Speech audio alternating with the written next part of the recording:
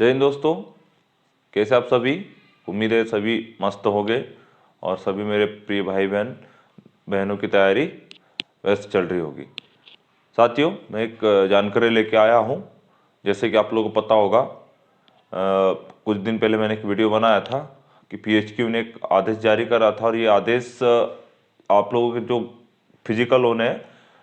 संबंधित ग्राउंड को लेकर था कि उनके लिए आदेश जारी करा था कि आप लोगों के जो ग्राउंड्स है वहाँ की क्या यथा स्थिति है और वहाँ की क्या व्यवस्था है, सभी प्रकार की चीज़ों से हमें अवगत कराया जाए। तो साथियों, मेरे जो संपर्क सूत्र थे मैंने उनसे पता करा हूँ और यह जानकारी सामने आई है कि जितने भी आप लोगों के जो चिन्हित ग्राउंड थे, जो आप लोग 10 ग्राउंड थे, वहाँ के जो प्रभारी आला अधिकारीगण हैं वो PHQ को 28 तारीख तक रिपोर्ट सौंप देंगे। तो ये तो रही बात आप लोगों के ग्राउंड्स की। अब हम बात करते हैं रिजल्ट। तो साथियों, जो रिजल्ट है आप लोगों की जो रिजल्ट है कहीं ना कहीं आप लोगों को या तो इस महीने के अंत दिनों तक या फिर फरवरी की जो फर्स्ट वीक है तब आपको देखने को मिल सकता है। ये मैं नहीं कह रहा हूँ साथियों, ये आप लोगों को विथ प्रूफ में आपको आगे दिखाऊंगा कि आप लोग स्क्रीन पे देख पाओगे बाद में कि आप लोगों की जो ASB है, ASB ने खुद ने कहा है कि जो रिजल्ट है, रिजल्ट आप लोगों के या तो फिर जनवरी के अंतिम जितने भी दिन बचे उतने दिनों में या फिर फरवरी के फर्स्ट वीक में आपको देखने को मिल जाएगा। तो रिजल्ट के पीछे कहीं ना कहीं साथियों, जितने भी हमारे मध्य प्रदेश की युवा साथीगण हैं, कहीं ना कहीं उन लोगों की एक मुख्य भूमिका रही है, इनका विशेष योगदान रहा है। और साथ ही मध्य प्रदेश कुछ टीचर्स जिन्होंने एक छोटी सी पहल, एक मुहिम के तौर पर उसको चलाया था। आप लोगों ने कुछ विगत दिनों से एक मुहिम चालू करे थे कि जो आंदोलन, जो ऑनलाइन जो आंदोलन था, आंदोलन के जरिए कहीं ना कहीं इसका आप लोगों को प्रभाव देखने को मिला। साथ ही बहुत से ऐसे कारक प्रभावी रहे जिसमें हम कह सकते हैं कि जो आप लोगों के जो तमाम जितने भी जो सोशल मीडियास है, साथ ही आप लोगों के जितने भी न्यूज़ चैनल है, इन न्यूज़ चैनल ने भी आप लोगों की जो समस्या को सरकार के समक्ष तथा ESB के समक्ष रखा और आप लोगों की जो समस्या है उनको रूबरू करवाया। तो साथियों, इसमें से आप लोगों के एक न्यूज़ चैनल है द सूत्र ने ESB और जो सामान्य प्रशासन विभाग है JAD से इन्होंने प्रश्न करे थे कि ESB से ये प्रश्न था कि आप लोगों का भी रिजल्ट क्यों नहीं जारी कर रहे हो। तो ESB ने ये कहा था विगत टाइम कि भाई हमें अभी जो रिजल्ट है, रिजल्ट जारी करने के संबंध में कोई ऐसे आधिकारिक तौर पे हमें आदेश ऊपर से नहीं मिले हैं। और सामान्य प्रशासन विभाग ने उस दरमियान एक आदेश जारी करा था कि जो रिजल्ट है, तमाम रिजल्ट ASB 87% और 13% के आधार पर जारी करे। तो अब दिक्कत ये थी कि ASB के पास ये आधिकारिक तौर पर ये आदेश पत्र नहीं था, लेकिन आज ही ASB को सामान्य प्रशासन विभाग से आधिकारिक तौर पर ये आदेश पत्र प्राप्त हुआ है। और ESB ने इस न्यूज़ चैनल को बताया है कि जनवरी के जो शेष दिन बचे हैं, ये अंतिम दिनों में या तो रिजल्ट आपको देखने को मिल जाएगा। अगर ये इन दिनों में नहीं आता तो संभव तौर पे आप लोगों के जो फरवरी के जो शुरुआती दिन है, फर्स्ट वीक में आप लोगों को रिजल्ट देखने को मिलेगा। लेकिन अब बहुत से हमारे साथियों के ये प्रश्न है कि 87% और 13% में किसको नुकसान होगा और किसको फायदा होगा। अगर 87% में क्या फंडा हो सकता है और 13% में क्या फंडा होगा, तो हम आज इसी फंडे पे हम बात करेंगे। तो साथियों, आप लोगों को पता होगा कि जो आरक्षण है, आरक्षण किसी भी जाति विशेष को 100% दिया जाता है। मतलब कि संपूर्ण जितने भी जाति विशेष है, ठीक है, सभी को ये 100% दिया जाता है। मतलब 100% से वो ज़्यादा नहीं होगा। जैसे कि अपने अगर हम बात करें अपने यहाँ, तो जो ST कैटेगरी को 20% आरक्षण मिलता है और वहीं पे SC कैटेगरी को 16% और जो EWS है, EWS को 10% मिलता है। और इसमें जो OBC कैटेगरी को 14%। ये कब तक था? ये आप लोगों के 2018-19 तक ये 14% था, लेकिन जब नई सरकार आई तो इसको बढ़ाकर 13% बढ़ा और इसको कितना कर दिया, ये 27%। अगर हम बात करते हैं ये चारों कैटेगरी की, कब, इसके पहले 13% के पहले ये कितना हो जा रहा था आपका 60%। अब बचा कितना, तो बचा कितना अपना, तो बचा हम लोगों का 40%। तो इस 40% में अनरिजर्व, मतलब अनरिजर्व मतलब ये इसमें किसी भी जाति विशेष को इसमें स्पेशली रिजर्व नहीं रखा गया, इसको किसी प्रकार का संरक्षण प्राप्त नहीं है या आरक्षण प्राप्त नहीं है। मतलब अब हो क्या रहा था कि मान लो एसटी, एससी या इनमें से कोई भी वर्ग का छात्र अगर इस कैटेगरी के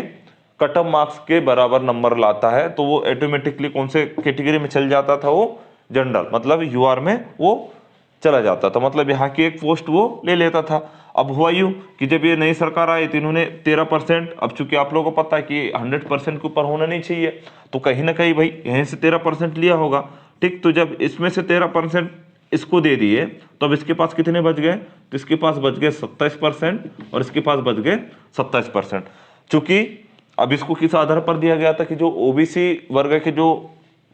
छात्रगण जितने विद्यार्थी हैं उनकी जनसंख्या अधिक है, इस वजह से इनको ये 13% बढ़ा के दे दिया। लेकिन यहाँ पे क्या हुआ, यहाँ पर तो 13% कम हो गए ना, तो बेसिकली आप लोगों को पता है कि अब इसी में से पूरे अन्य कैटेगरी के भी लोग इसी में कंपटीशन कर रहे थे, और बेचारे जो वास्तव में अनरिजर्व में आते थे या जनरल कैटेगरी में आते थे उनके साथ तो समस्या होगी। तो इन्होंने माननीय हाईकोर्ट के समक्ष अपनी समस्या रखी और माननीय हाईकोर्ट ने इस समस्या को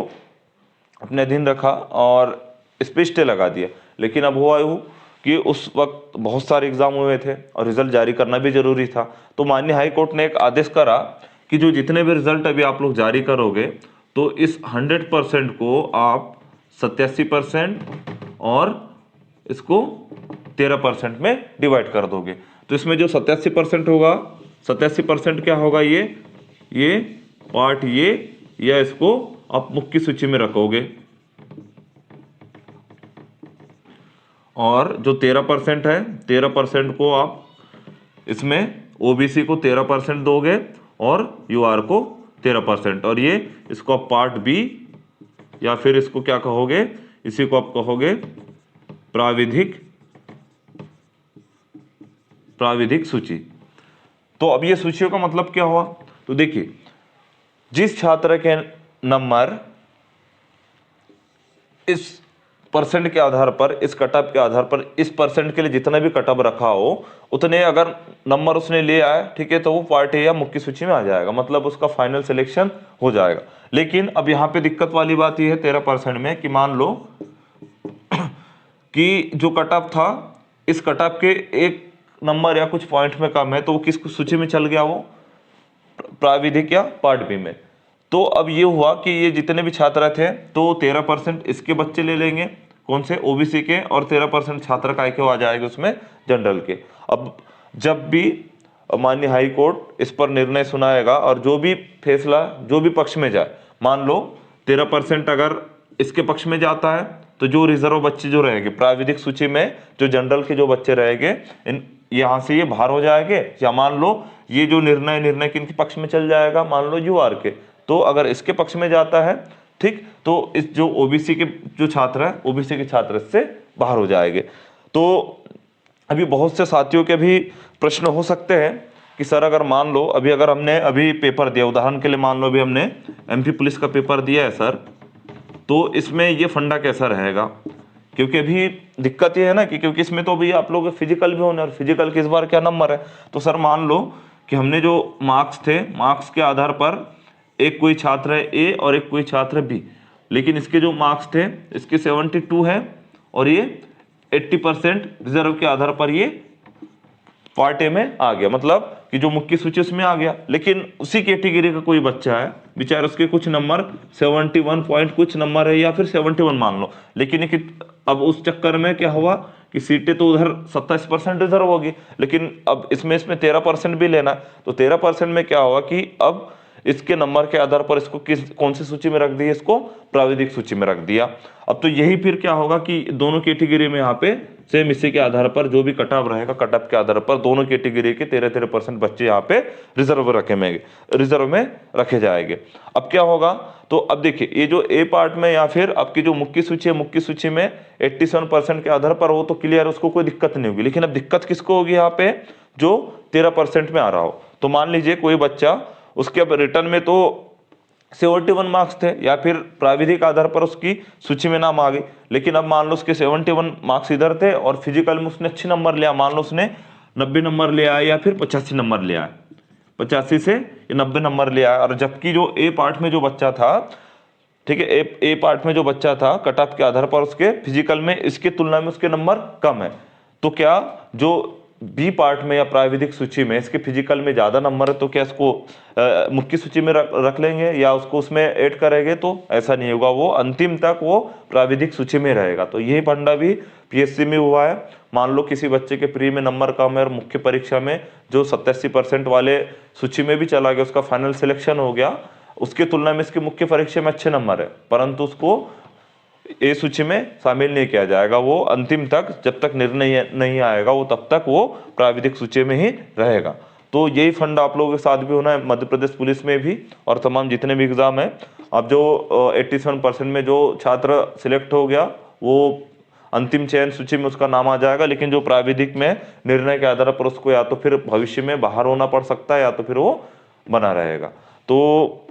प्लीज साथियों, इस जानकारी को कोई नकारात्मक रूप से ना ले, नेगेटिविटी ना ले कि पता चला कि आप लोग सोचने लग गए कि अरे यार क्या हमारे साथ ऐसा हो जाएगा। वो तो तमाम बच्चों के साथ ये समस्या है, अब इसमें ना हम कुछ कर सकते ना आप कुछ। बाकी आप लोग तैयारी करते रहिए और जितने भी भाई लोग थे या बहनें लोग थी जो गोटो पैवेलियन हो चुकी थी, वो वापस ग्राउंड आ जाइए और तैयारी कीजिए, क्योंकि मुझे ऐसा लग रहा है कि कहीं ना कहीं हमारा जो पुलिस विभाग है, पुलिस विभाग तो तैयारी में लग चुका है, जुट चुका है, लेकिन कहीं ना कहीं अभी ईएसवी भी बोल चुका है कि भाई रिजल्ट हम फरवरी फर्स्ट वीक में दे देंगे। अगर मान लीजिए 2016-17 की जैसी स्थिति इस बार भी आप लोगों के साथ हुई कि रिजल्ट 4 दिन पहले और चौथे दिन से आप लोग फिजिकल प्रारंभ हो गए, तो आप लोगों को ही दिक्कत होगी। तो मेरे हिसाब से आप लोग प्लीज़